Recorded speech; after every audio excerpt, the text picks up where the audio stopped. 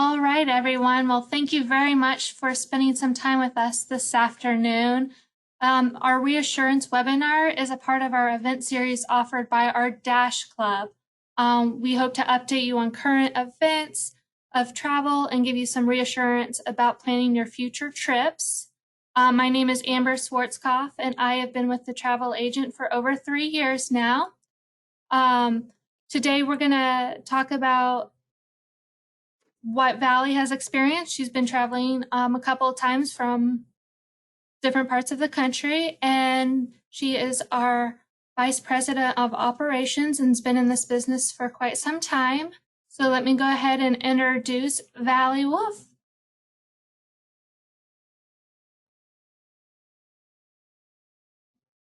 Thanks, Amber. Welcome, everybody. Happy to have you today. As she said, I'm Vali Wolfe, Vice President of Operations here at the Travel Agent in Carmel, Indiana. As a 40-year veteran, I must say I've seen many changes and obstacles over the decades, but nothing like what we've experienced this year with COVID-19. All of us have lived an unprecedented year, and I'm sure we can all agree that the travel industry has taken a really big hit this year. So we wanted to share with you what we've learned, what we know, reassure you that travel is going to be safe for you and your friends, family, and employees. As Amber said, I've been a couple of times this year on the airlines, and the changes from June to September were significant in a very good way. We'll share with you some of the things that are taking place. I'm going to go ahead and take my camera off while we're doing the slide presentation, hoping that my internet stays stronger that way. I'll be back in a bit. So during this time, we've continued to live by our core values. We've taken time to reset our business, increase our knowledge, and assess what's most important to our customers. We're working harder than ever on your behalf. While this year has been especially devastating for the travel industry, we have been quite fortunate to have great partnerships. ASTA, the American Society of Travel Advisors, the Zell Group, our parent company, and Virtuoso, our luxury travel consortium. The work these organizations have been doing for years was amplified in 2020. Not only are they offering us opportunities to become better advisors through virtual education opportunities, they are fighting tirelessly to make travel safe, secure, and accessible to us all once again. And from this quote by the CEO of ASTA, we realize COVID has not been our only challenge of 2020. We hope by going out to see the world and its many cultures and characters, we'll all have a better understanding of others on this precious planet of ours. We hope you'll be eager to explore new cities, new states, and new countries in an effort to heighten your awareness of other customs and cultures in the world. To stay abreast of our information, we invite you to follow us on social media. Even more fun, join our Dash Club, a resource for the travel enthusiast. Some of you on the call are probably already Dash Club members. And for now, we have options like this webinar. Soon we'll have webinars with our travel partners about destinations and adventures. And next year, we hope to once again host our in-person events in our beautiful Carmel, Indiana office, where we invite you to come and share your travel experiences with others. Enjoy wine, food, and conversation. We usually have a blast. Plus, we also have a fun website to offer called Wanderlist. This is sponsored by Virtuoso. Just a fun site to explore and plan a future trip. A way to dream about travel now, even if you don't intend to go until next year or beyond. We're happy to send you the link so you can start today if you like. Just let us know by emailing dashclub@thetravelagentinc.com. We're also going to be rolling out a new referral program and offer rewards to our customers who might recommend others to us. Watch your email for future offers about that. Airports have been upgrading their spaces.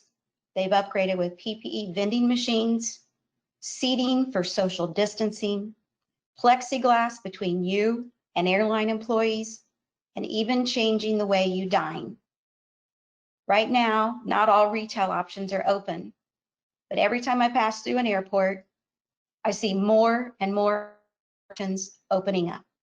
I'm sure we will see most of them return early next year. Some airports have added touchless kiosks for check-in, and in the very near future, biometrics will be used to identify travelers to keep our travel experience as touchless as possible. Parking options have changed at the airport, so I really encourage you to check the website of the departure airport before your day of travel. Right now, the smartphone is your best travel accessory. Let it do all the work for you. Check in online 24 hours prior. Add your cell phone number. Select the option for text on any updates. That could be your gate time, anything, even day of departure, they will notify you. Use it for your boarding pass rather than having someone hand you a paper one. I do this always and have yet to have any issues. Keep your itinerary on your phone as well, and everything will be at your fingertips. The airlines have gone above and beyond, pun intended, to make flying as safe for you as possible. Everyone must wear a mask. No ventilation while you are in the airport and on board for the entire trip. We have 2 slides that show the Delta experience. They have been cited for leading the way in the cleanliness process, but others have been right behind them. Some airlines will block the middle seat, but not everyone. And not all aircraft are designed to have middle seats.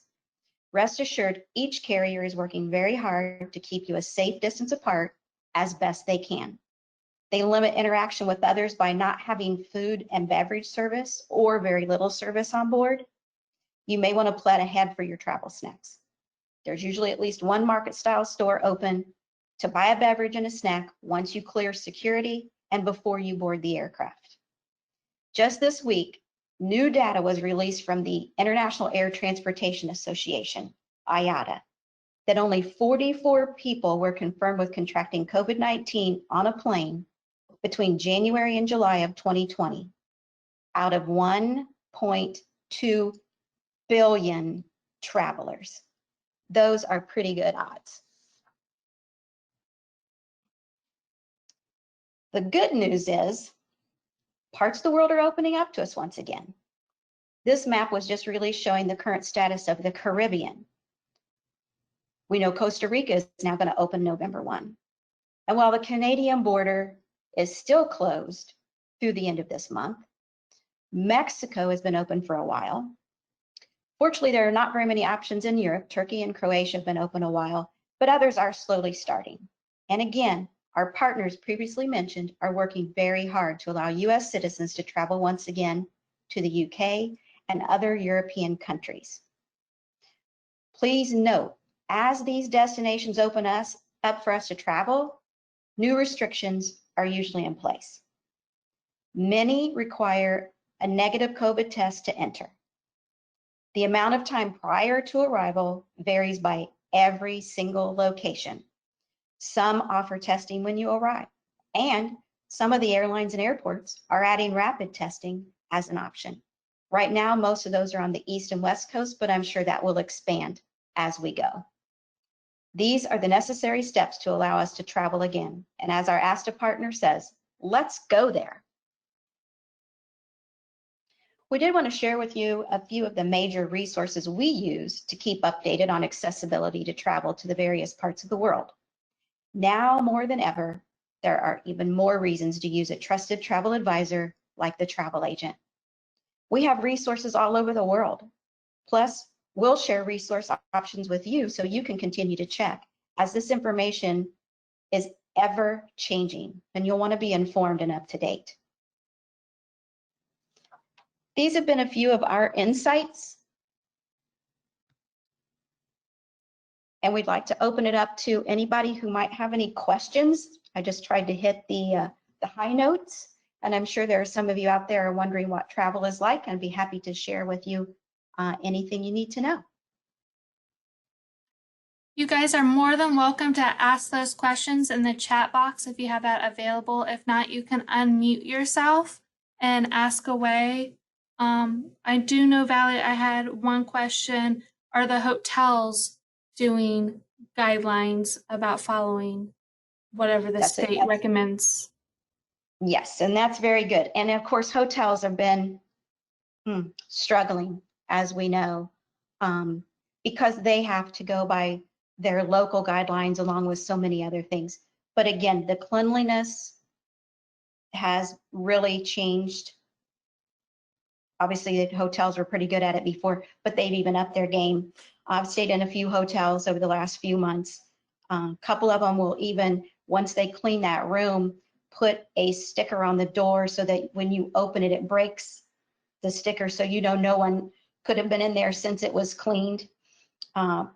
Remote controls being wrapped with paper showing that it was recently cleaned. They're using a lot of the static cleaning processes like the airlines are doing as well.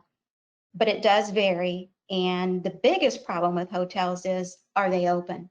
So our struggle is, I know with the corporate side, we offer our online booking tool. And once those travelers start to check for availability at hotels, they may not see something open that they're used to. It may not actually be open. Not that it's not showing in the system because of the online booking tool not offering it, merely not open yet. A lot of that is in the big cities. I know several are still closed in New York, Philly, Chicago, and a lot of the other large cities. So yes, it has been a big challenge. My recommendations, especially if you're staying in an area like ours or some of the smaller suburb areas, if you're on the 4th floor, I even will go 5 floors. Once I get my bag to my room, I take the stairs. That eliminates being in an elevator with others. So I feel like that's one way you can socially distance. A lot of the hotels I stayed in have now started opening up their exercise rooms and things, but they'll ask you to advise them you've been there so they can do the cleaning when you leave. Breakfast is pretty much a thing of the past. They will offer you a box or a bag to go. So the hot breakfast at a lot of the Hamptons, court places that you used to be able just to go grab something real quick in the morning, most of those are not happening right now, but they're trying to come up with options to give to their customers as they go out for the morning. But yes, they have definitely made some moves to improve. They have made some moves to change the lobby so there's social distancing, people aren't waiting in line to check in, and et cetera.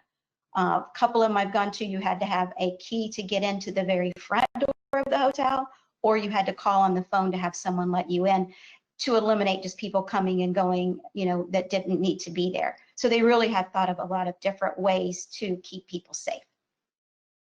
Thank you. And it looks like we have a question from Paula. Do airports plan on opening more places to eat inside, and should we just bring a snack sandwich from home? So it's interesting because I've been through the Indy airport a few times and talked to some of the actual people with the restaurants. The biggest challenge they have is they don't have the number of people to pay staff to keep them open. However, I've been noticing, I've been through a few of them, Atlanta especially, a couple of times, and more are opening. So in almost every concourse, you're going to find a couple of fast food places, and now we're even seeing some sit-down restaurants.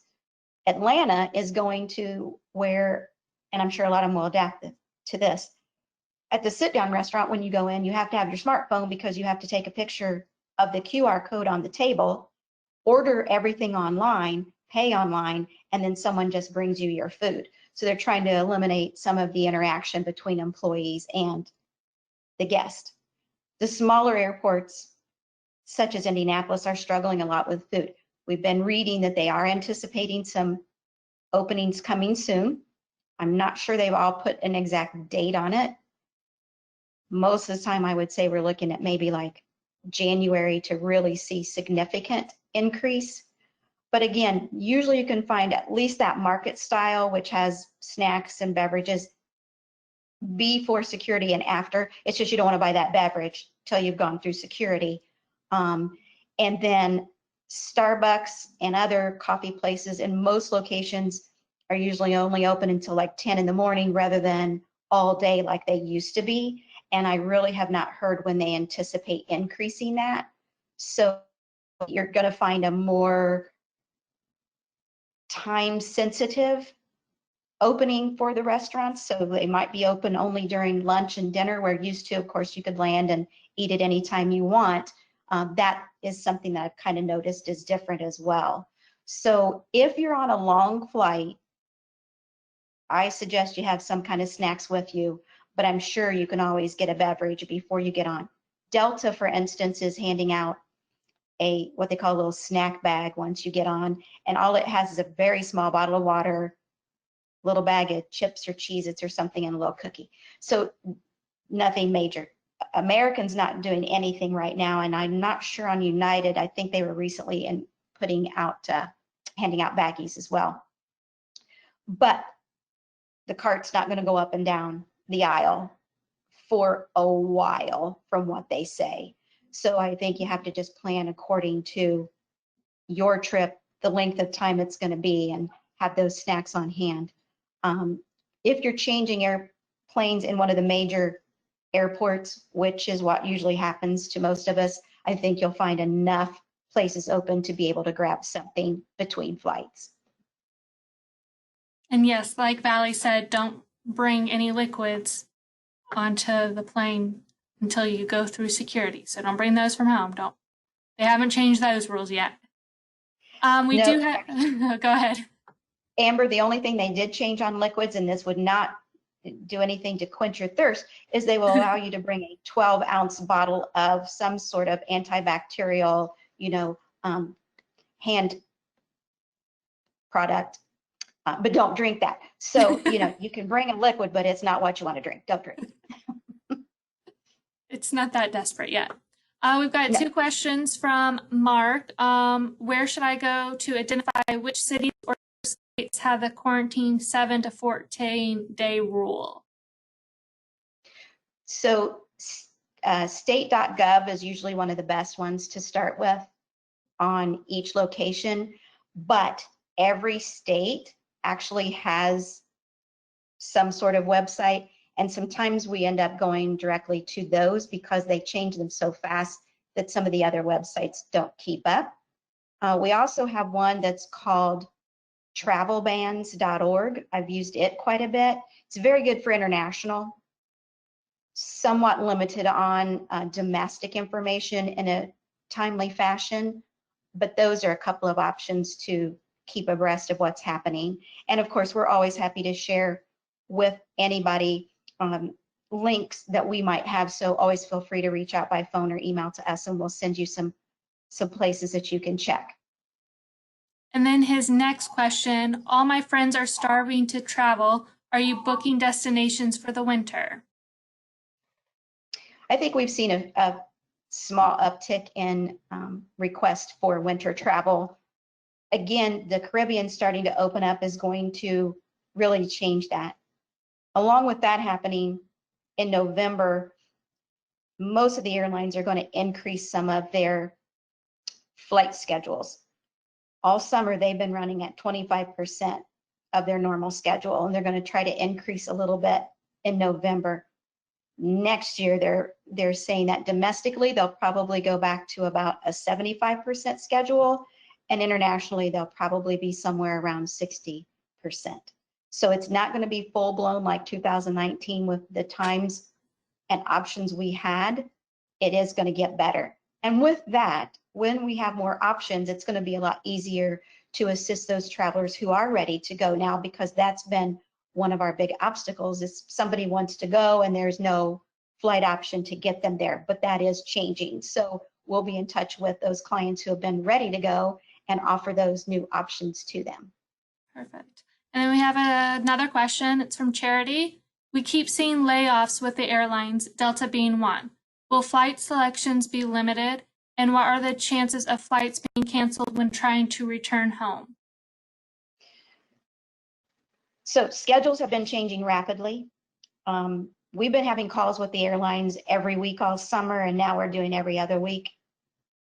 They haven't addressed this particular issue that much yet because they really thought that some kind of bailout would come along, and of course it did not. So I am a little worried that there will be some schedule changes and cancellations. I do not think you will see them not offer anything at all in a day. It just may not be as many options as we're used to. So saying that you'd be stranded for days, I don't see anything that bad happening.